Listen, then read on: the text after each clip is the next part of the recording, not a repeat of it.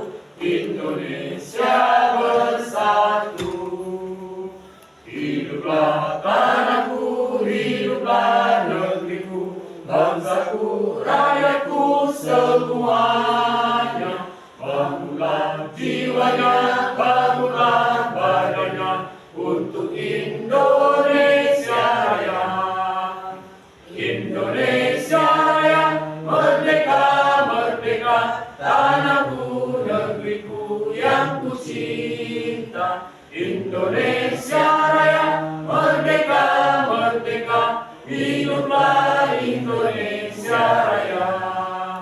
Indonesia Raya, merdeka, merdeka, tanahku, negeriku yang ku cinta. Indonesia Raya, merdeka, merdeka, hiduplah Indonesia Raya.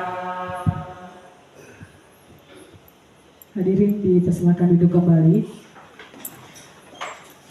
Acara selanjutnya sambutan dari Kepala SMK Negeri 1 Sungai Rumbai kepada Bapak Nur Hamdi SPD, disilakan.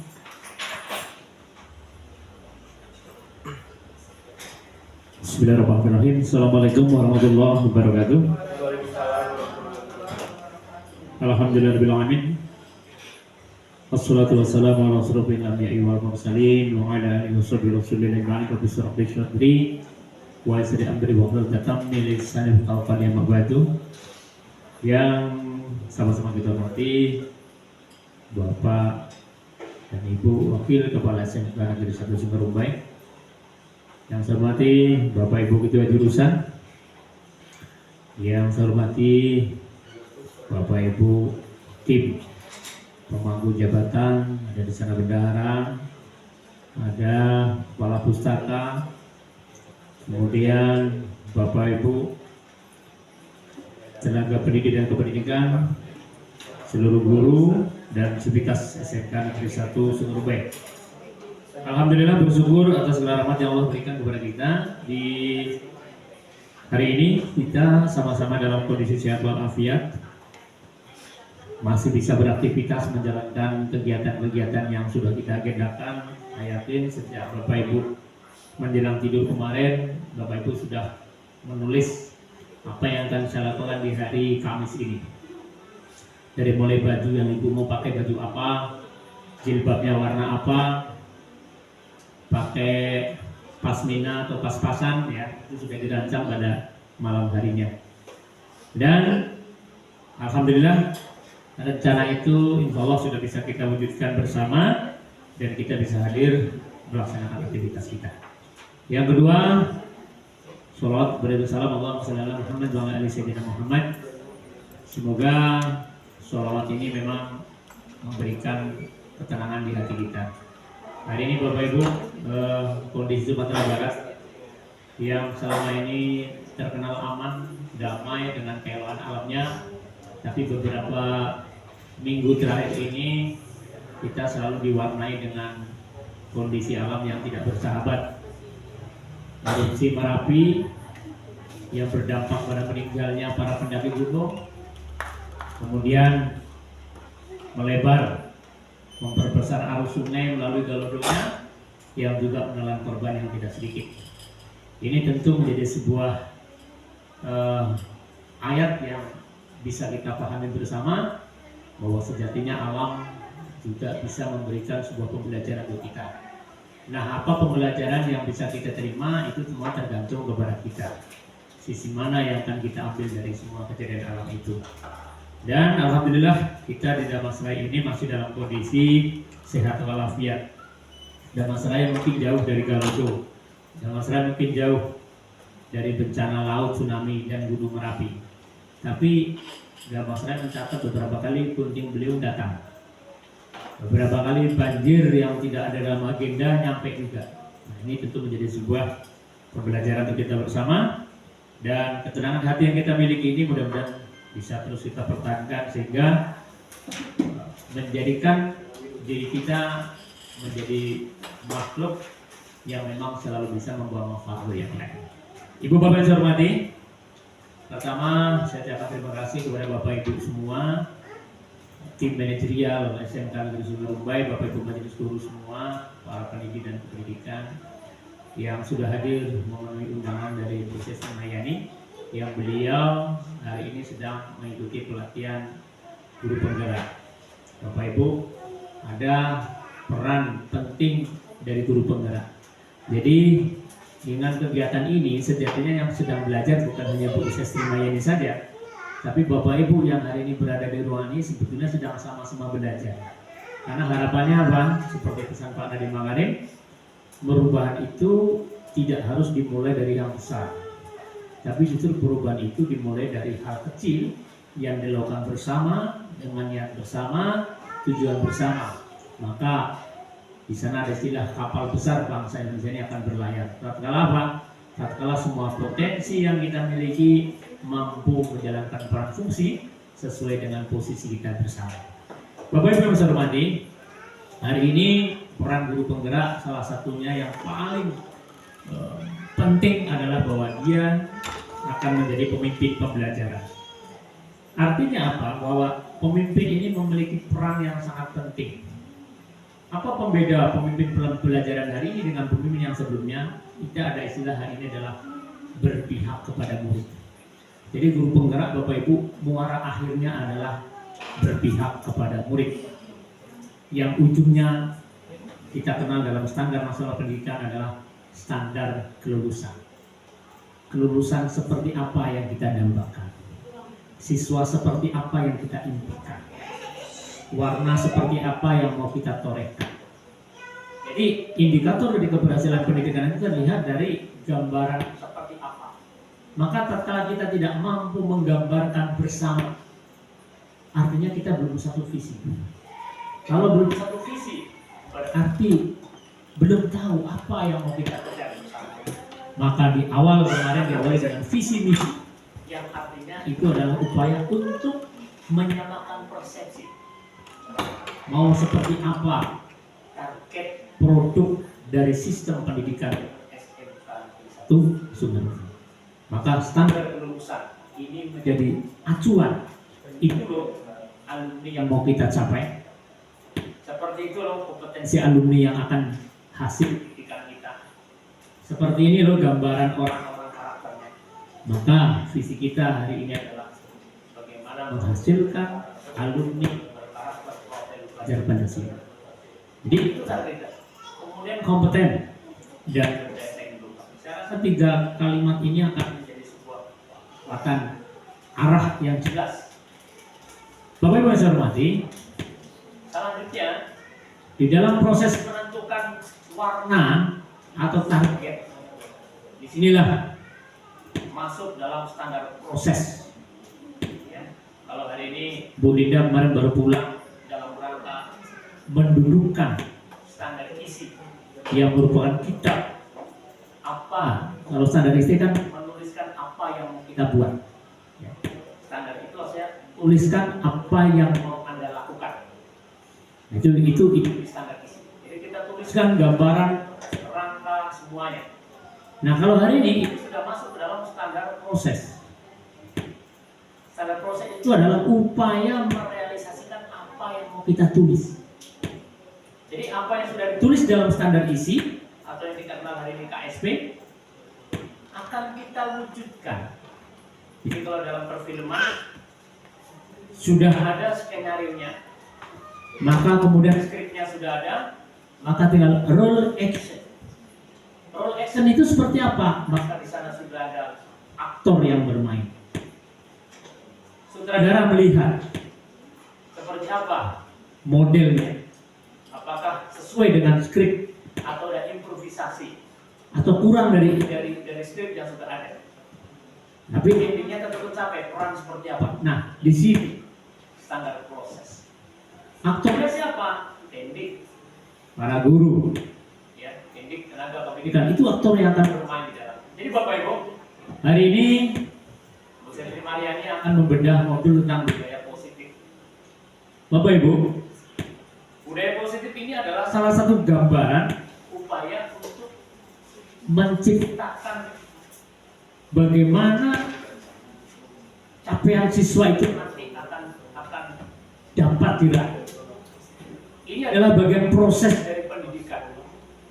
Nah, ini adalah bagian Proses pendidikan. Bagaimana sebetulnya pendidikan yang akan dilakukan aktivitas seperti apa yang terjadi di SMK, seperti apa guru-gurunya menciptakan. akan pembelajaran.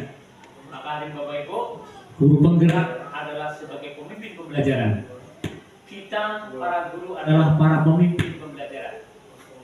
Jadi Ini sesuai dengan firman Allah wa qala rabbuka lil malaikati ini ja'alul fil ardi khalifah. ya. Jadi bahwa tatkala Allah Allah berfirman kepada malaikat bahwa saya akan menciptakan khalifah. khalifah. Jadi Bapak Ibu ini adalah sesuai dengan skenario Allah sebagai Pemimpin-pemimpin khalifah di muka bumi ini yang akan memberikan contoh dan tuntunan kepada siapa? apa Kepada orang-orang yang kita pimpin. pimpin. Jadi Bapak Ibu, budaya Positif ini akan seperti apa? yang termasuk budaya Positif apa saja? bagaimana cara membentuk Bentuknya? Siapa yang yang wajib dan bertanggung bertanggung jawab? Seperti apa modelnya. Nah, nanti Di Mariani akan mudahnya sudah kita bersama. mari sama-sama Kita ikuti.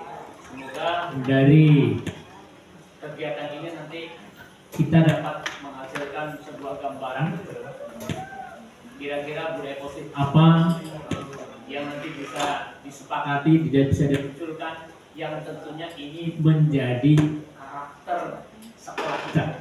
kita. Bapak Ibu, satu hal yang Perlu kita pahami adalah sejatinya SMK ini harus punya branding, harus punya ciri khas. oh ITB Itu kalau berbuat. oh UNAN itu seperti itu, UNP seperti itu itu orang sudah punya merek, masing-masing. UGM seperti itu, TS seperti itu. contoh. Sekarang juga setiap Sekolah itu harus ada brandingnya. Kalau di SMK itu kira-kira pasti hanya akan seperti ini. Nah, hari ini kita bukan mengatakan belum ada brandingnya, tapi kita dulu masih terus berjuang untuk lebih memperjelas jelas seperti apa sebetulnya karakter anak yang akan dihasilkan dari proses proses pembelajaran di SMK negeri Sungai Rumbeng yang di sana ampuh oleh guru hebat. Harapan kita kita dari pertemuan ini kita akan semakin menambah wawasan dan harapannya ini bisa bisa diaktualisasikan di dalam kelas-kelas kita kita sehingga budaya positif ini betul menjadi karakter ciri khas MK Negeri. Demikian dari saya. Selamat kepada Saya Sri Mayani. mudah-mudahan tidak ada kendala untuk sampai menuntaskan program dari kegiatan guru penggerak yang memang membutuhkan energi, membutuhkan waktu, membutuhkan kesabaran, dan finansial juga ikut berperan sangat. Mudah-mudahan ini menjadi amal ibadah dan meningkatkan kualitas diri. Demikian, banyak salah, mohon maaf. Assalamualaikum warahmatullahi wabarakatuh.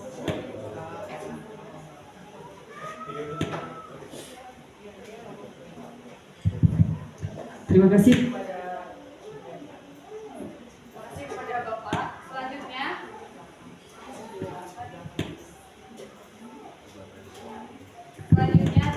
berbagi aksi nyata tentang budaya positif yang akan disampaikan oleh Ibu Sestri Mayeni SPD selaku calon guru penggerak angkatan 10 Kabupaten Damastraya. Kepada Ibu Sestri Mayeni SPD disilakan. Terima kasih Bu Meci. Bismillahirrahmanirrahim. Assalamualaikum warahmatullahi wabarakatuh.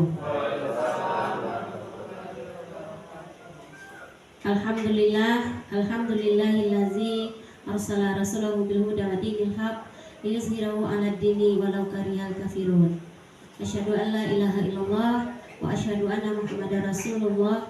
Allahumma shalli ala sayyidina Muhammad wa ala ali sayyidina Muhammad. Yang saya hormati Bapak Kepala Sekolah SMK Negeri 1 Sungai Rumbai, yang saya hormati Bapak dan Ibu Wakil Kepala Sekolah SMK Negeri 1 Sungai Rumbai, yang saya hormati Bapak dan Ibu Ketua Jurusan Selingkungan SMK Negeri 1 Sungai Rumbai, kemudian yang saya hormati rekan-rekan teman sejawat guru dan tenaga kependidikan SMK Negeri 1 Sungai Rumbai. Sebelumnya saya mengucapkan terima kasih banyak kepada Bapak dan Ibu karena sampai siang ini masih bertahan dan bersedia meluangkan waktunya untuk berbagi praktek baik dari saya tentang budaya positif pada siang hari ini. Mudah-mudahan dengan kehadiran Bapak Ibu di sini setidaknya nanti apa yang bisa saya sampaikan bisa menjadi ilmu baru mungkin bagi kita semua. Pada pertemuan kali ini tugas saya membuat aksi nyata modul 1.4 tentang budaya positif di program calon guru penggerak angkatan 10 Kabupaten Dharmasraya. Nah, goalnya pada pertemuan kali ini saya memfokuskan ke ketika seorang anak atau siswa kita melanggar, apa langkah-langkah yang harus kita lakukan. Kenapa ada langkah-langkah yang harus kita lakukan? Karena yang dituntut di sini adalah budaya positif. Budaya itu tidak bisa dibentuk kayak membalik telapak tangan, ya. Karena budaya positif itu akan terbentuk ketika adanya kebiasaan yang berkelanjutan kita lakukan. Nah, untuk pertama kita melihat dulu perubahan paradigma belajar yang dipopulerkan oleh Bapak pendidikan kita, yaitu Bapak Ki Hajar Dewantara. Perubahan paradigma belajar ini beriringan dengan kurikulum merdeka yang sudah diterapkan di sekolah kita dari tahun 2021 kalau tidak salah, dengan ditunjuknya sekolah kita pada tahun 2021 itu yaitu sekolah pusat keunggulan. Jadi harus menerapkan merdeka belajar. Nah, menurut Bapak Ki Hajar Dewantara, bahwasanya pendidikan harus mendorong perubahan positif yang bermanfaat bagi masyarakat. Karena kita di sekolah, terutama siswa kita berarti. Ini sejalan dengan prinsip pendidikan karakter di kurikulum Merdeka. Nah, selama ini mungkin Bapak Ibu, termasuk saya sendiri, selama menjadi guru, kita hanya menuntut kepada siswa kita. Saya menyadari itu setelah saya mempelajari paradigma belajar dari Bapak Ki Hajar Dewantara di Modo 1.1. Nah, menuntut di sini seperti biasanya kita lakukan ke siswa kita. Contoh, halo Ari, kamu besok harus datang jam 7 ya, tidak boleh terlambat ya. Terus tuntutan selanjutnya kita minta kepada murid-murid kita.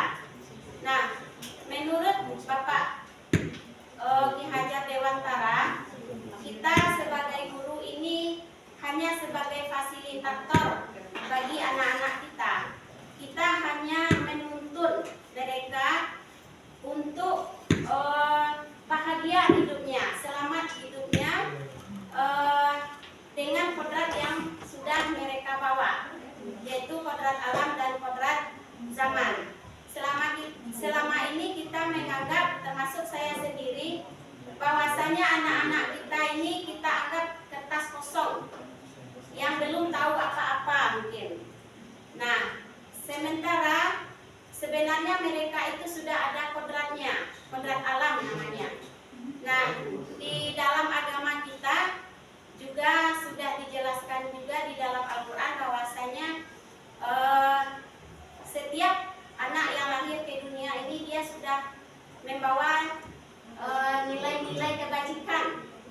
Misal nilai-nilai kebajikan itu sudah ditiupkan oleh Allah ke hati kita masing-masing yang terlahir ke dunia ini. Jadi sudah ada kodrat alamnya. Kemudian kodrat zaman, bagaimana kita menuntun anak-anak kita sesuai dengan zamannya. Kalau zaman kita sekolah dulu mungkin teknologi belum seperti saat sekarang. Kalau kita sekolah dulu zamannya mau cari referensi harus ke pustaka, mau cari referensi tentang skripsi dan lain-lain harus ke pustaka. Kalau anak zaman sekarang tidak perlu lagi, dia sudah bisa mengakses dimanapun apa yang dia mau. Jadi sebenarnya tanpa ada kita pun di dalam kelas, apa yang ingin dia dapatkan di SMK ini tentang pengetahuan sebenarnya bisa saja tanpa ada kita dalam kelas. Nah, lalu apa peran kita sebagai guru di zaman sekarang? Ya, menuntun tadi tentang membentuk karakternya. Tinggal itu guna kita lagi di dalam kelas. Karena kalau teladan membentukkan karakter itu tidak bisa teknologi yang membentuknya ke anak-anak kita. Nah, selanjutnya Bapak Ibu, dulu waktu 2021 ketika mengenal Merdeka Belajar ini, saya belum paham yang Merdeka Belajar itu seperti apa. Karena saya diskusi dengan Bu Linda, awal-awal Pak dulu CGP ya, Pak Kepsek, Bu Husni dan lain-lain dulu, ada yang nama kata-katanya menghamba kepada murid. Jadi saya penasaran menghamba kepada murid. Pernah saya tanya ke Bu Linda, nih menghamba itu kepada Allah aja lah, tidak usah kepada murid seperti itu. Nah, kemudian hal itulah yang memotivasi mungkin ya. Kenapa saya penasaran yang Merdeka Belajar dimaksud di kurikulum Merdeka itu seperti apa. Nah, setelah mempelajarinya sampai sekarang baru di modul 2.1, ternyata yang namanya merdeka belajar itu adalah pembelajaran yang berpihak pada murid. Sebenarnya kita jadi guru selama ini menurut saya sudah melakukan pembelajaran yang namanya berpihak pada murid. Cuman belum merdeka mungkin. Nah, di budaya positif ini goalnya nanti adalah bagaimana kita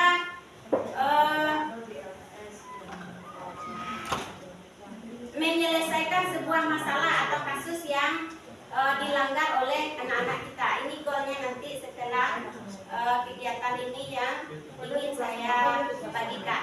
Nah, dengan menjalankan budaya positif itu menurut Bapak Ki Hajar Dewantara, maka akan mempermudah tercapainya tujuan pendidikan nasional, yaitu pendidikan yang berpihak pada murid dan bersifat menuntun tumbuh atau hidupnya kekuatan kodrat yang ada pada murid. Budaya positif ini dapat terwujud jika kita sebagai guru mempunyai nilai-nilai yang dipopulerkan oleh Bapak Ki Hajar Dewantara. Yang pertama yaitu berpihak pada murid, kemudian mandiri, reflektif, kolaboratif, dan inovatif. Saya yakin dan percaya kelima nilai ini sebenarnya selama ini sudah kita jalankan, seperti mandiri, kita ikut pelatihan-pelatihan seperti Canva dan lain-lain. Kemudian reflektif, setiap sesudah pembelajaran pasti kita selalu memberikan refleksi kepada siswa kita. Kemudian kolaborasi ini sering kita lakukan sebenarnya. Contohnya saja kalau saya pernah membuat trainer berkolaborasi dengan kawan-kawan di jurusan. Kemudian inovatif. Nah, ini inovatif ini di SMK ini adalah sumbernya. Karena di sini gurunya muda-muda, kemudian penguasaan IT-nya sangat tinggi, kemudian ya disinilah gudangnya inovatif di SMK Negeri 1 Sungai Rumbai menurut saya. Karena kalau dibandingkan dengan sekeliling kita, masih ada mereka yang seperti Eropa belum digunakan seperti itu. Sementara kita sudah dari zaman dahulunya ya.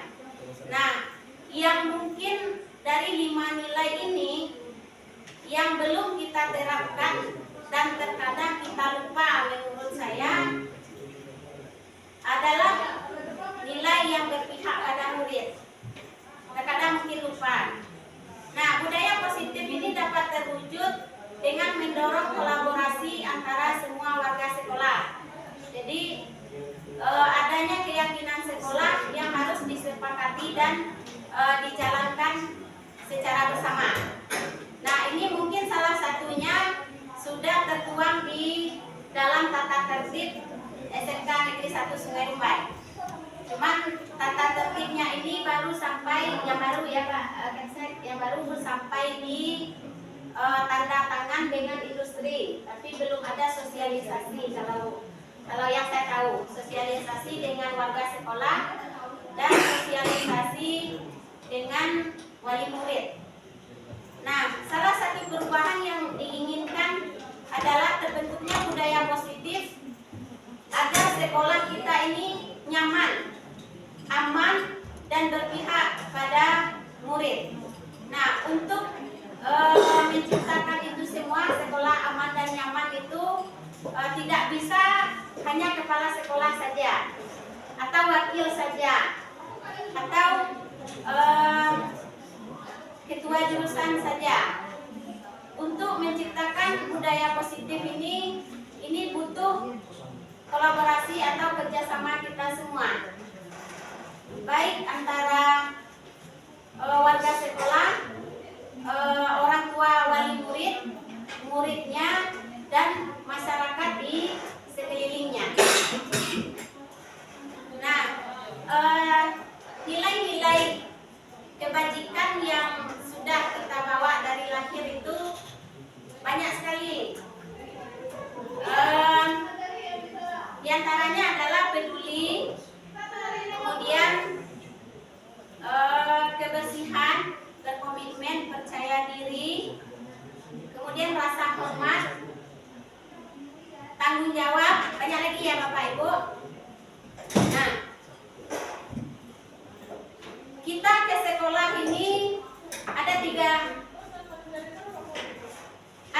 motivasi kita ke sekolah nih Bapak Ibu. Saya yakin dari ketiga motivasi ini pernah kita alami masing-masing. Motivasinya yaitu yang pertama untuk menghindari ketidaknyamanan atau hukuman. Terkadang karena rasa jenuh kita sekolah nanti daripada kita dipanggil kepala sekolah gitu ya. Ya akhirnya pergi sekolah. Kemudian motivasi kedua untuk mendapatkan imbalan atau penghargaan dari orang lain. Ini terkadang memang ada motivasi kita seperti ini. Saat hati-hati kita tidak tidak nyaman, tidak bahagia, tidak tenang. Kemudian motivasi yang terakhir, kita pergi sekolah ingin menjadi orang yang menghargai nilai-nilai kebajikan yang sudah ada pada diri kita. Misalnya karena rasa tanggung jawab kita, karena anak-anak murid kita menanti bertemu dengan kita di kelas. Nah,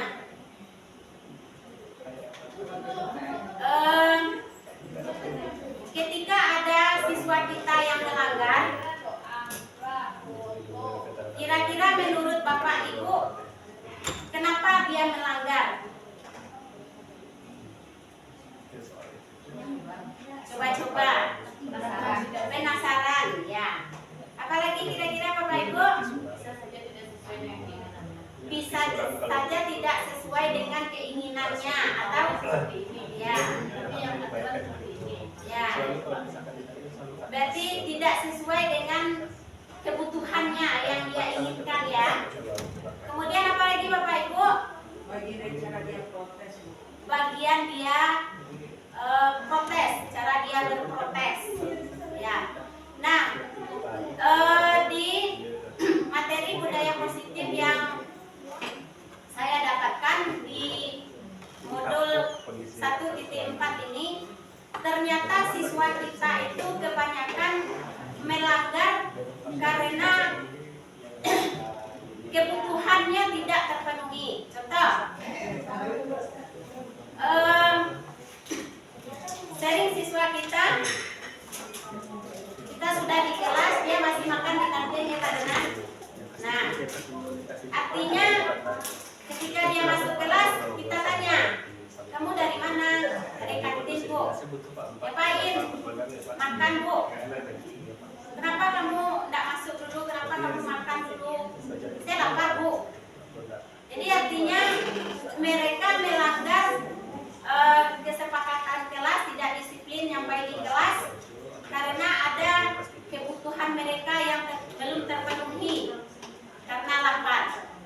Nah, kebutuhan dasar ini ada 5. Kebutuhan bertahan hidup, kebutuhan mendapatkan kasih sayang dan rasa diterima, penguasaan, kebebasan akan menentukan sebuah pilihan, kemudian kebutuhan akan kesenangan. Kita butuh untuk merasa senang. Nah, seperti itu juga kebutuhan yang ingin dirasakan oleh siswa kita. Nah, berikutnya Bapak Ibu, ini posisi kontrol kita seorang guru di dalam kelas. Yang pertama ada yang namanya kita guru sebagai penghukum, kita guru sebagai pembuat rasa bersalah, kita guru sebagai temannya, kita guru sebagai pemantau mereka, kemudian kita guru sebagai manajer oleh mereka. Nah, seperti apa guru yang dikatakan sebagai penghukum? Ketika kita menggunakan kalimat verbal atau hukuman fisik. ikuti aturan saya ya, atau awas kalian. Atau misalnya kalimat kita ke mereka, kamu selalu saja salah. Atau misalnya pasti selalu yang terakhir selesai. Itu kalimat-kalimat yang sering kita lontarkan ke siswa kita. Jadi posisi kita di situ adalah sebagai penghukum. Kemudian yang kedua, pembuat merasa bersalah. Biasanya kita ini suara kita lembut, tapi kata-kata kita menyakitkan.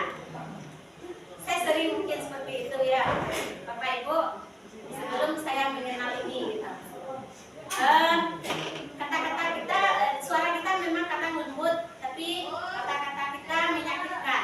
Contohnya, Ibu sangat kecewa sekali dengan kamu hari ini.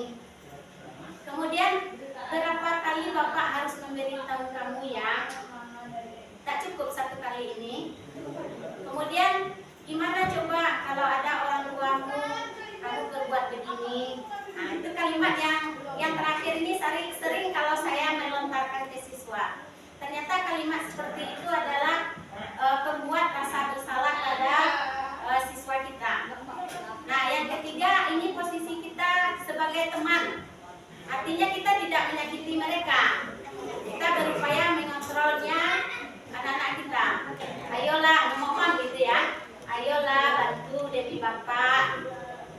Ayo ingat tidak bantuan Bapak selama ini.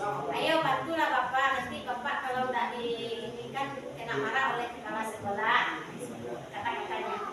Nah, nanti ya sudah kali ini tidak apa-apa. Nanti Ibu bantu bereskan. Nah, itu kalimat-kalimat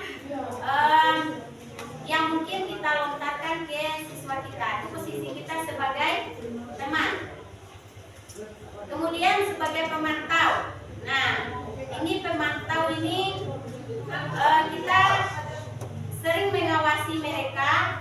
Mereka itu bertanggung jawab tidak atas perilaku yang mereka lakukan. Nah, pemantau ini kalau menurut saya lebih kepada membuat siswa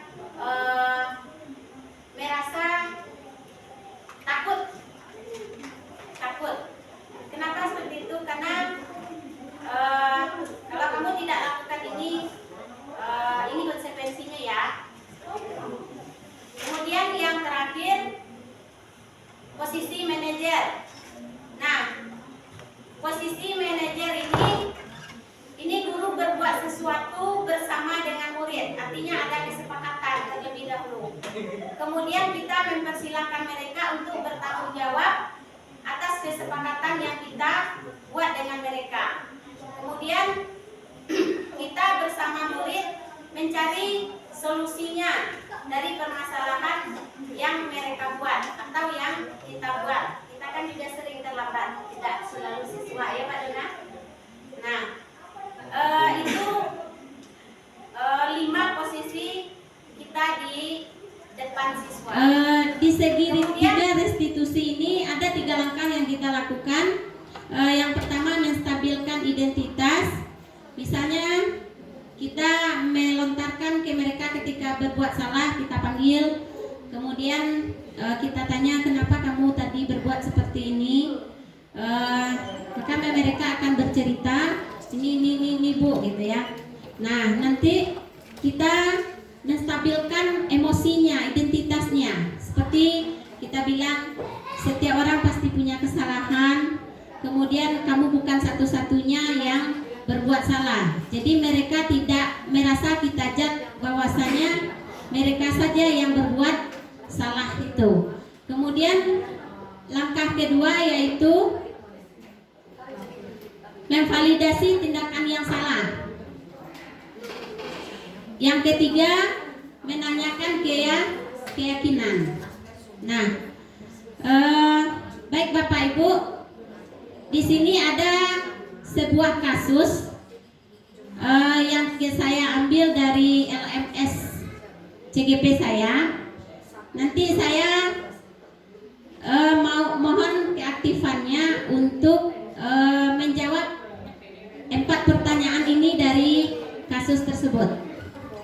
Kasusnya nanti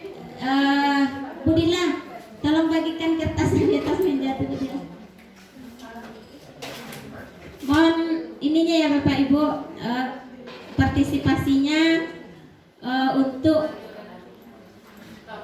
menjawab 4 pertanyaan dari kasus yang ada pada lembaran kertas yang sudah dibagikan.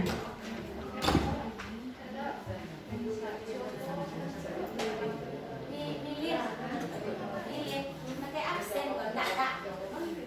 Enggaknya video ya Kak, dokumentasi. Iya kan? Kalau pakai absen kalau tidak ada absen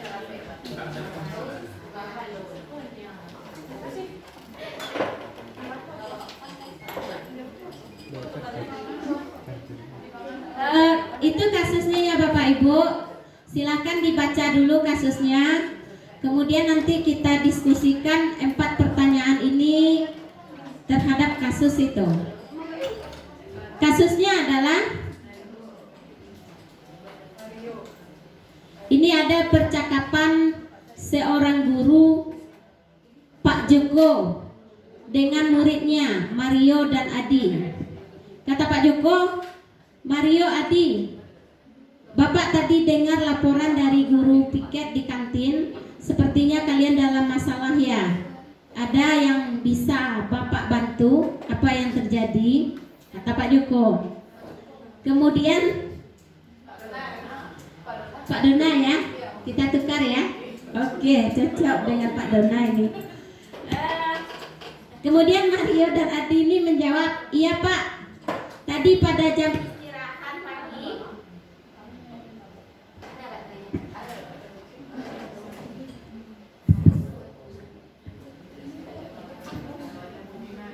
Mario dan Adi ini menjawab, iya Pak, tadi pada jam istirahat pagi kami main lempar-lempar makanan di kantin Pak. Tapi tidak sengaja malah kelempar kena wajah Ibu Dina. Jadi kena gurunya Ibu Dina. Kepala sekolah.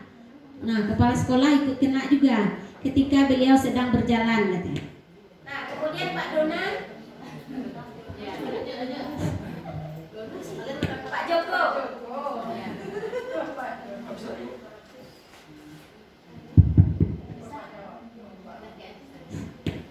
Kemudian Pak Joko, kalian main lempar-lempar makanan di kantin kena wajah Ibu Dina ketika beliau sedang lewat. Memastikan lagi.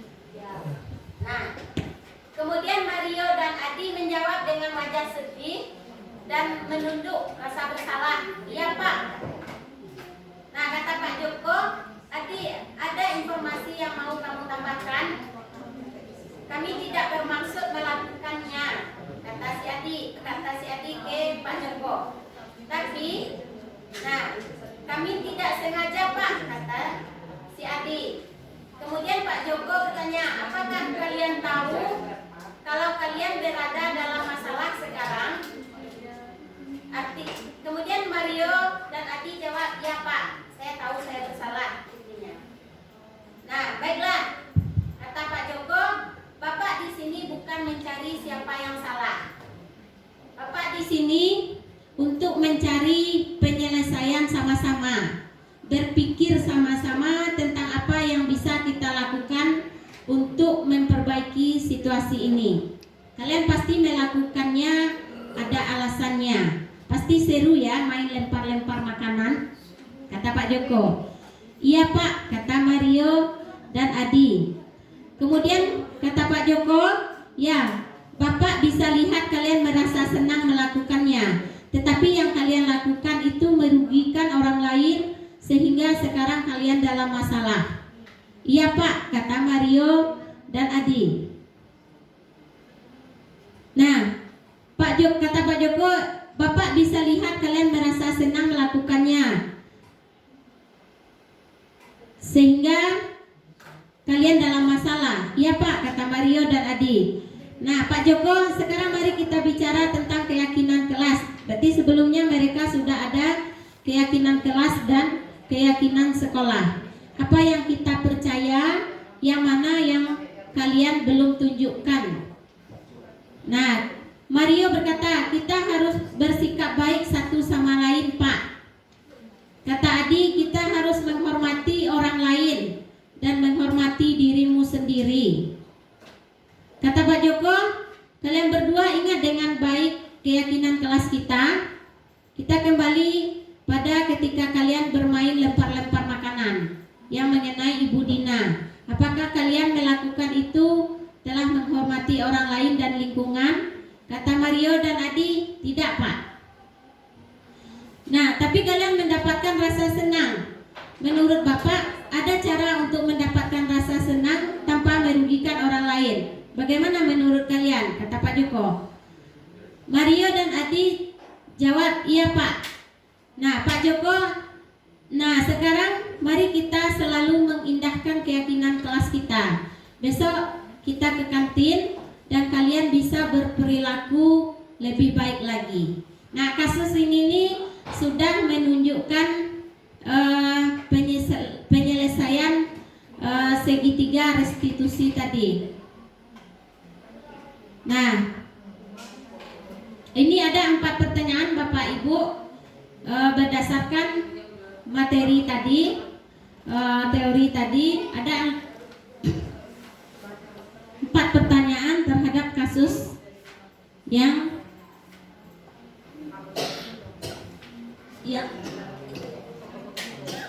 tadi.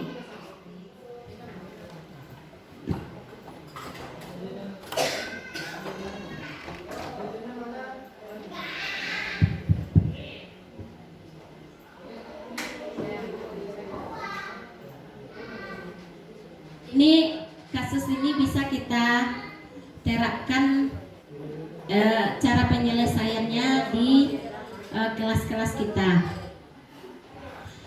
Nah, pertanyaan pertama Bapak Ibu, dari 5 posisi kontrol guru yang kita pelajari tadi, posisi mana yang dipraktekkan oleh Pak Joko? Kemudian jelaskan. Mungkin Bapak Ibu ada yang bisa bantu menjawabnya.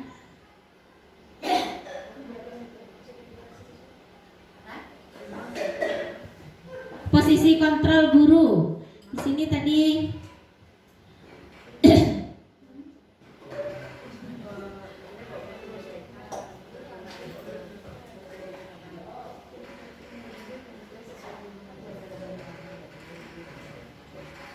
nah ini ya Bapak Ibu.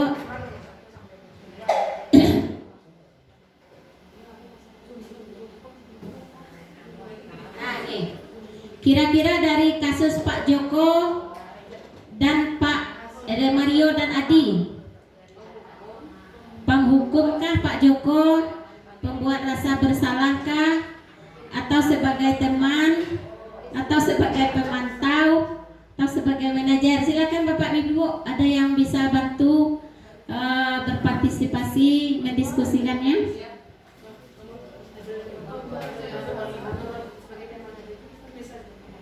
Silakan Bu Yudesna.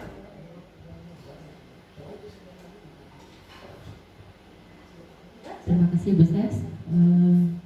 Dari 5 posisi kontrol yang ada, kemudian kita lihat dari apa yang dilakukan oleh Pak Joko terhadap 2 orang siswanya tadi, ada Mario dan ada Adi ya. Jadi dari apa yang sudah dilakukan oleh Adi dan Mario ini, yang pertama sekali kita bisa lihat dari dialognya antara bapak dengan siswa tadi, menimbulkan pada siswa itu ada rasa bersalahnya. Berarti ada posisi kontrol seorang guru, berarti ada masuk rasa bersalah yang nampak kita lihat.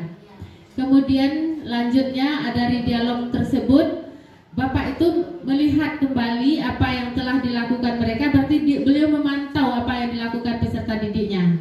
Nah, masuk juga ke dalam.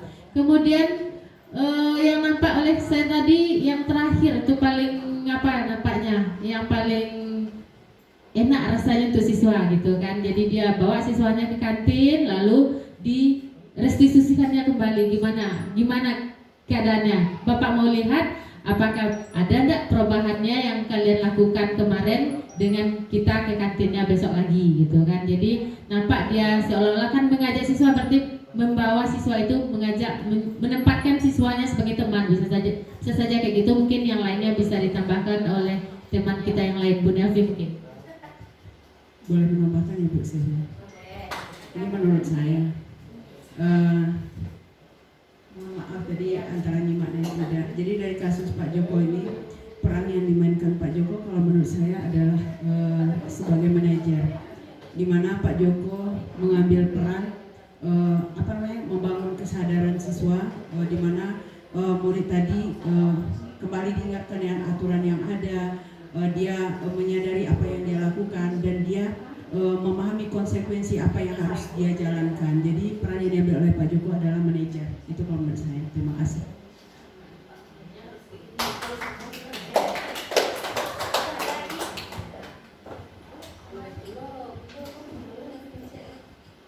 Ada lagi Bapak Ibu yang mungkin dari 5 posisi kita seorang guru ini terhadap kasus Pak Joko tadi dengan anak-anaknya? Oke, jadi dari kasus Pak Joko dengan anak-anaknya tadi, itu cara penyelesaian yang dilakukan berdasarkan materi atau cara-cara dalam membangun budaya positif. Nah, ilmu baru yang saya dapatkan di CGP ini tentang budaya positif. Jadi kalau ada anak kita yang melanggar, kita lihat dulu, kita panggil dia. Kemudian kita lihat dulu, melanggar itu ada enggak kebutuhan atau keinginan mereka yang tidak terpenuhi. Misalnya kalau dia terlambat, kenapa dia terlambat? Kadang dengan suasana hati yang tidak baik, mereka terlambat, kita terkadang kan emosi ya Bapak Ibu. Kalau kita tidak baik-baik saja, akhirnya karena kita tidak baik-baik saja, emosi, anak kita terkadang tersakiti oleh kata-kata kita. Dan bahkan ada yang menyuruh pulang aja lah, atau di luar sajalah. Nah, kemudian setelah itu kalau ada kebutuhannya yang dilanggar, tentunya kita arahkan dia. Misalnya dia kebutuhannya tadi adalah merasa lapar, berarti kita arahkan dia, besok kamu kalau mau ke sekolah silakan sarapan dulu di rumah, atau kamu bawa bekal dari rumah. Jadi begitu pembelajaran ibu dimulai, kamu tidak terlambat lagi. Seperti itu Bapak Ibu. Kemudian ketika tidak ada kebutuhan dasar atau keinginan mereka yang dilanggar, artinya kebutuhannya terpenuhi semua, baru kita mainkan, misalnya dia tetap terlambat juga, kita mainkan posisi kita sebagai seorang guru. Posisi kita 5 ini. Tapi dari yang 5 ini, setelah dipelajari, yang terbaik itu adalah posisi manajer. Karena kalau posisi manajer ini artinya kita membuat mereka tersadar tanpa kita menghukum, tanpa kita membuat dia berasa bersalah, tanpa mereka tersakiti oleh kita. Kemudian jika masih posisi kontrol ini tidak main menyelesaikan masalah, baru kita kembali ke keyakinan kelas kita. Apa keyakinan kelas yang telah kita sepakati? Saya yakin dan percaya, termasuk saya sendiri, saya belum pernah yang namanya membuat keyakinan kelas. Yang pernah saya buat adalah kesepakatan kelas atau kontrak belajar, biasanya di awal semester, di awal belajar. Jadi kesepakatan kelas itu biasanya saya barengi dengan konsekuensi. Ketika dia melanggar, saya tanya, nanti konsekuensinya kamu tahu kan? Tahu Bu, ya sudah, kerjakan, seperti itu. Biasanya konsekuensinya saya cenderung suruh anak itu membersihkan, menyapu labor. Nah, berikutnya Ini cara menyelesaikan yang terakhir. Kalau misalnya keyakinan kelas juga tidak mereka sadari, barulah kita terapkan segitiga restitusi. Yang langkahnya tadi ada 3. Yang pertama menstabilkan identitasnya, kemudian memvalidasi tindakannya, kemudian meyakinkan keyakinannya. Mungkin itu goal yang saya dapatkan di modul 1.4 ini tentang budaya positif. Kalau selama ini tanpa kita memahami murid, tanpa kita bertanya dulu kepada mereka, kita langsung menjat mereka, oh kamu pemalas, oh kamu orangnya tidak bersih, oh kamu orangnya tidak aktif dalam pembelajaran, oh kamu orangnya seperti ini, seperti itu gitu. Nah, dengan memahami mereka, dengan bertanya ke mereka terlebih dahulu, maka kita akan bisa memahami mereka. Jadi kalau dulu ya Bapak Ibu pamannya ketemu dengan siswa di jalan, karena dia bukan siswa listrik, jadi tidak kenal dengan saya misalnya kan. Satu, tidak ada tegur sapa, pasti sakit hati, anak tuh. Padahal dia tahu bahwasanya kita guru SMK, terkadang ketemu di jalan keluar dari Jepang gitu kan. Kalau sekarang tidak lagi seperti itu. Kita berusaha saja memahami, mungkin dia tidak kenal dengan kita, atau memang tipe anaknya seperti itu. Jadi intinya banyak memahami aja lagi. Jadi tidak emosi lagi tidak sakit hati lagi ke siswa yang ketika dia ada melanggar. Mungkin itu yang dapat saya bagikan, apa yang saya dapat di modul 1.4 ini.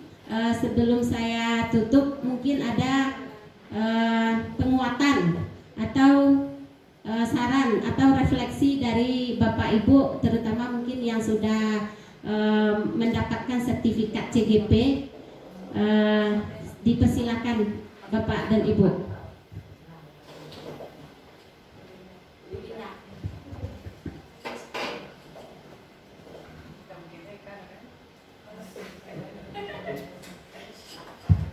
Terima kasih Bu Ses, dan terima kasih untuk Bapak Ibu semuanya. Ya, hari ini kita melihat Bu Ses dalam diseminasi budaya positif untuk kita semua, bahwasanya kita yang selama ini membuat keadaan anak, kadang kita menerapkan kita sebagai penghukum, kadang kita menerapkan sebagai teman, kadang kita ada menerapkan sebagai manajer, kadang ya berbagai macam pola tingkah lah yang pernah kita jalani selama ini. Ternyata hal-hal tersebut harus kita pilih mana posisi yang tepat dalam mengatasinya. Jangan kita itu sebagai penghukum sejati. Ada kalanya kita sebagai teman, ada kalanya kita sebagai manajer dalam memutuskan itu. Kemudian kenapa hal ini timbul? Karena dulu kita tidak tahu mana yang kesepakatan kelas, mana yang keyakinan kelas. Jadi untuk refleksi kita ke depannya, bahwasanya segala sesuatu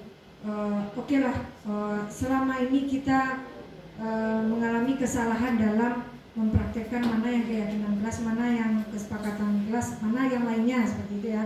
Untuk semester besok itu, sebelum kita melanjutkan pembelajaran untuk semester Juli Desember, kita buatlah kesepakatan kelas bersama murid. Kemudian bangkitkan ide-ide positif dari mereka itu. Mana inspirasi positif yang dia sarankan. Kemudian setelah ide itu dipaparkan di depan, kemudian mungkin kita sebagai fasilitator buat mereka berikan penguatan. Nah, ini loh kesepakatan yang kalian munculkan tadi. Apakah Ananda semua yakin nggak dengan kesepakatan ini?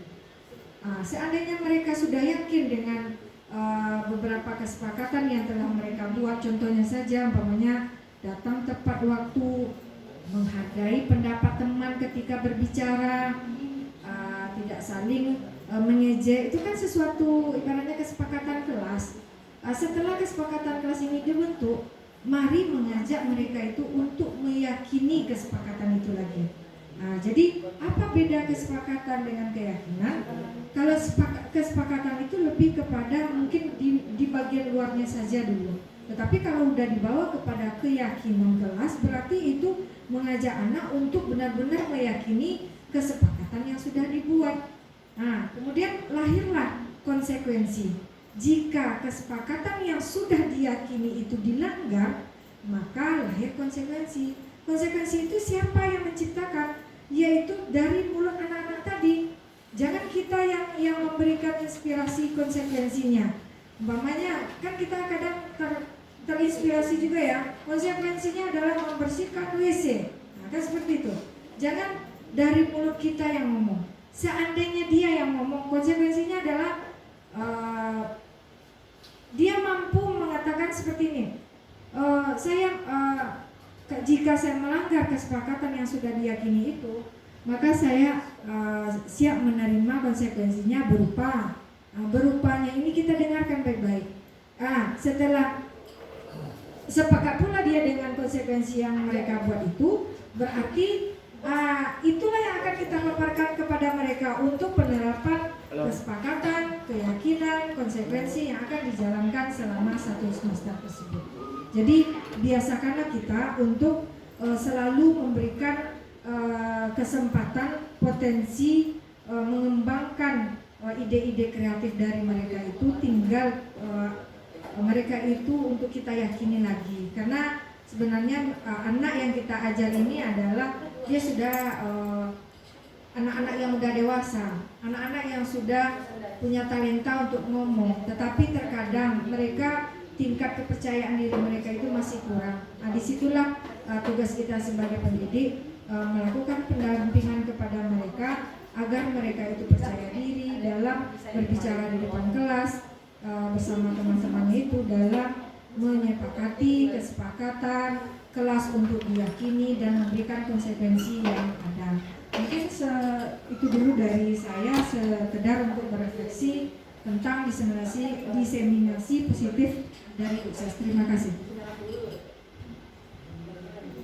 Terima kasih Bu Linda, luar biasa penguatannya atau refleksinya. Mungkin ada tambahan Bapak Ibu? Ya, silakan Bu Desi.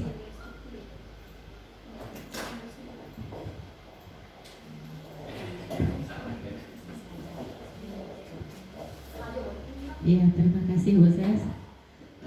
Maksud saya gini ya, kebetulan di sekolah kita yang sudah lulus guru penggerak udah 6 orang ya Bu Linda ya, yang sudah lulus, yang sudah terima sertifikat 6 ya. Kemudian sekarang ada 2 lagi, Bu Ses dengan Bu Armayeni. Ini lanjutan dari cerita budaya positif tadi ya. Begini ya Bu, kita ingin semuanya kita ini saling mengayomi. Kemudian kita semua pendidik dan tenaga kependidikan ini saling menyadari dengan apa kelebihan dan kekurangan kita, agar kita bisa saling mengayomi dan memperhatikan peserta didik kita. Itu tujuannya, intinya seperti itu. Jadi kalau kita sudah sama sesuara, dari mungkin ada yang dari 8 kita tadi, kita jumlahnya di sini ada kita 60 tenaga pendidikan Bu Linda. Oke, 60. Mungkin dari 8 ini kita punya PR untuk berapa orang teman guru. Seperti itu lagi, kita masukkan budaya positif ke teman-teman kita. Kemudian kita berharap di sini tidak ada yang saling judge, tidak ada yang saling, oh mentang-mentang hebat, wah mah. Itu tidak ada, jadi jangan sampai budaya itu yang ada gitu kan. Mungkin dengan kita seperti itu, anak-anak kita ini akan terbawa dia dengan yang kita kerjakan. Seperti saya sering mendengar ceplosan-ceplosan mulut siswa. Kadang-kadang dia merasa di belakang itu, di pustaka itu kan gak ada guru, dia kira itu. Jadi yang carut-carut, yang teriak-teriak, yang begini-begini kan sering terdengar gitu kan. Kalau saya lagi tidak sibuk, saya keluar, saya panggil dia, saya tanya gitu kan. Tapi kalau kita kerjaan kita ini lagi nggak bisa ditinggalin gitu kan, berarti kan kita membiarkan siswa. Nah kalau kita biarkan berarti itu yang ditanya oleh Bu Ses tadi. Berarti mewujudkan, gimana kita mewujudkan visi misi sekolah. Jadi kita ingin mungkin sekolah kita ini sudah sangat bagus sekali di luar gitu kan. Dari 800 lebih siswa, mungkin yang ada di jalan itu sekitar 50 orang itu udah paling banyak itu, yang di warung jalur 2 dan lain sebagainya. Tapi yang jeleknya ini yang nampak sama orang. Kita yang tahu, kita seorang guru ditanya oleh orang pertanyaan 10, benar kita 10-nya orang tak akan bilang, wih hebat ibu, tak akan gitu. Tapi pertanyaan yang 10 kita salah satu, yang satu ini yang akan jadi bumerang buat kita. Nah itu mungkin yang bisa saya sampaikan. Terima kasih. Assalamualaikum warahmatullahi wabarakatuh.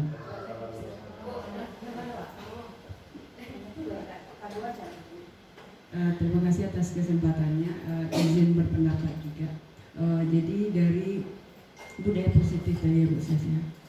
Budaya, kembali ke budaya itu apa yang kita bangun gitu ya, apa yang kita bangun dan nanti akan menjadi ciri khas dari lingkungan kita. Dan budaya positif, saya pertama kali mendengar istilah ini itu tahun 2021. Waktu itu saya pelatihan anti bullying. Sebenarnya bukan anti bullying sih, kata bullying nggak boleh disebut gitu ya, tapi fasilitator agen perubahan tahun 2021. Ketika itu saya diketawain oleh sekeliling saya, termasuk waktu itu Bundro sama Umay ngetawain saya gitu ya. Ketika saya di dalam ruangan, saya lagi lagi bimtek. Apa hal yang pertama sekali terkesan buat saya, jangan marahi anak gitu ya. Dan waktu itu saya juga dihajar habis-habisan sama orang-orang di sekitar ini. Saya ingat sekali Bundro dan Umay waktu itu yang doya, kalau kita tidak boleh marahin anak gimana caranya.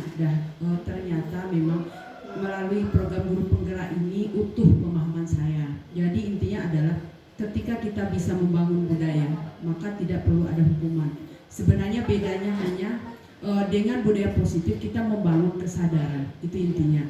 Kalau selama ini kita akan menegaskan kepada hukuman, dan saya jujur saya juga mengakui ini terhadap anak saya sendiri. Karena kebiasaan kita menghukum, yang terjadi itu adalah pendongkolan gitu ya, maksudnya kedongkolan. Yang ada adalah anak itu mendongkol, dia bukan dengan kesadaran.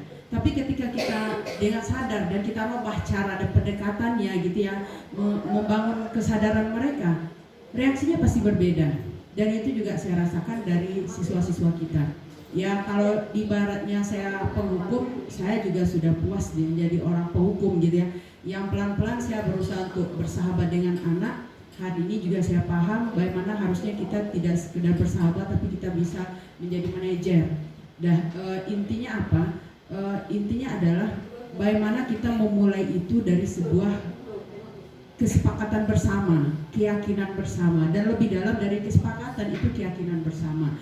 Ketika kita meyakininya bersama-sama bahwa hal ini perlu dijalankan, maka mudah-mudahan itulah yang akan membangun kesadaran. Mungkin itu kembali ke hal yang Bu Ses bahas tadi, motivasi ya.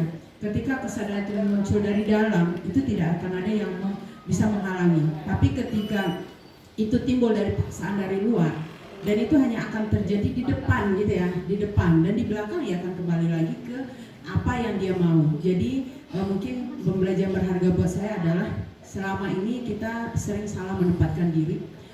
Ketika kita mulai pelan-pelan membangun kesadaran anak, karena itu yang akan menjadi bekal buat dia ke depan. Dan mungkin hasilnya tidak harus hari ini, dan memang tidak mungkin hari ini gitu ya Bu Linda ya. Ketika kita membangun budaya peradaban, itu mungkin bisa puluhan tahun gitu lah, mungkin bisa 10 tahun, 20 tahun yang akan datang kita akan melihat hasilnya. Tapi seringkali kita itu bosan dengan kondisi itu. Ketika anak tidak langsung berubah gitu ya. Tapi satu hal, inilah mungkin kesalahan cara pikir kita selama ini.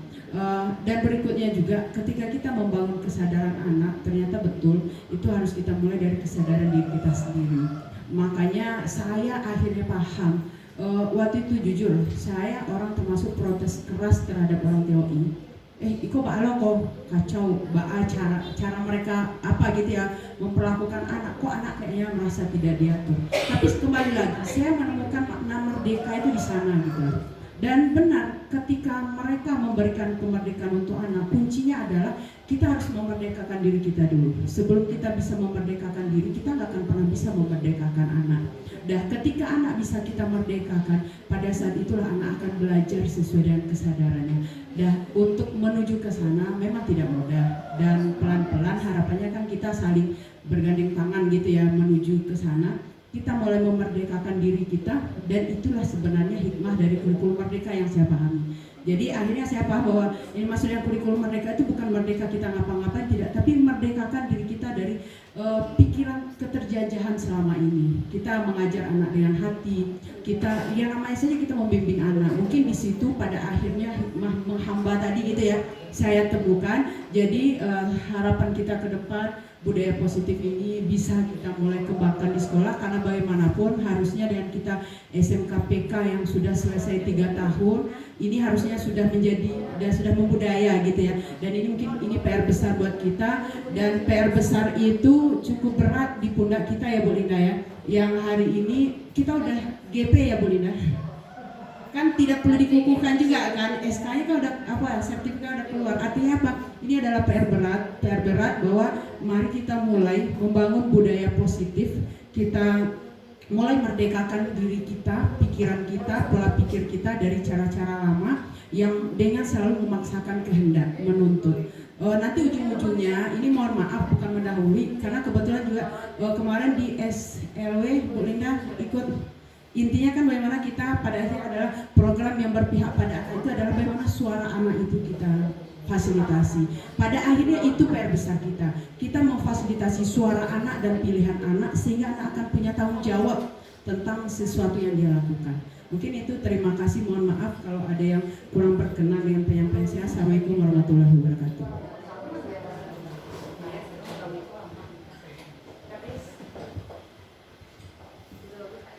Oke, terima kasih Bu Yudesra dan Bu Nelvi, luar biasa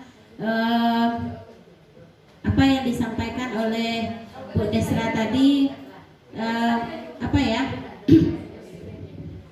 Kalau menurut saya bisa saja kita lakukan apa yang beliau sampaikan tadi, misalnya dengan membentuk Bu Linda, komunitas praktisi. Komunitas belajar. Nah, di sini kan sudah ada 4, 6, berarti tinggal 5. Nah, kalau 5 orang guru penggerak ini bisa memfasilitasi kita, misalnya melakukan sering atau semacam program apalah kita buat dalam 1 kali sebulan misalnya, ini Bu Linda, atau 1 kali 3 bulan misalnya. Artinya mengingatkan kita lagi bahwasanya kita ini guru yang harusnya seperti itu. Kita tidak menuntut, kita guru hanya menuntun kepada murid-murid kita. Nah, komunitas praktisi ini kalau tidak salah dulu hasil Pak Mon Haryadi dari kegiatan apa dulu? Nah, rasanya sudah menyarankan ke sekolah untuk membuat sebuah komunitas praktisi, komunitas belajar seperti itu. Nah, di komunitas itu mungkin bisa kita berbagi, sering mencari solusi mungkin Bu Linda. Karena kalau di CGP ini katanya tergerak-gerak menggerakkan gitu kan. Kalau tergerak, alhamdulillah banyak kawan-kawan yang tergerak. Buktinya sampai sekarang sudah banyak yang mencoba untuk mengikuti program ini.